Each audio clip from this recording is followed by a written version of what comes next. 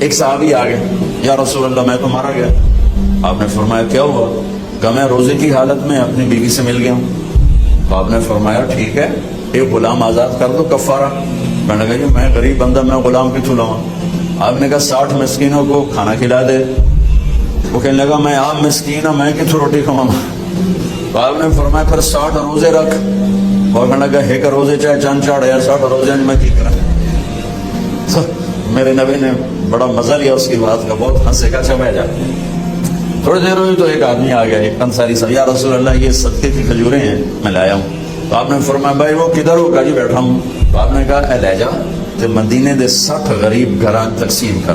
کہا یا رسول اللہ اللہ کی قسم مدینے میں مجھ سے بڑا غریب کوئی نہیں ہے، آپ مہربانی کرو میرا جرمانہ میرے تو ہی حلال کرو۔ اس پر میرے نبی اتنا ہنسے، یہ آخری داڑیں آپ کی نظر آئیں، اتنا ہنسے کہ آخری دانت، ایسا بہت کم ہوا کہ آپ اتنا ہنسے ہو کہ آخری دانت بھی نظر آئے۔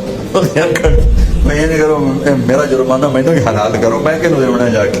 تو آپ نے اس کا مزہ لے کر اچھا چلے جاؤ تیرے لیے بھی حلال کر دیا، پر یہ اور کسی کے لیے نہیں، صرف تمہارے لیے۔ آخر میں آپ لوگوں سے گزارش ہے کہ اگر آپ کو ہماری یہ کوشش پسند آئی ہو تو اسے زیادہ سے زیادہ صدقہ جاریہ کے طور پر شیئر کریں۔ اللہ آپ سب کو اپنی حفظ و امان میں رکھے، آمین۔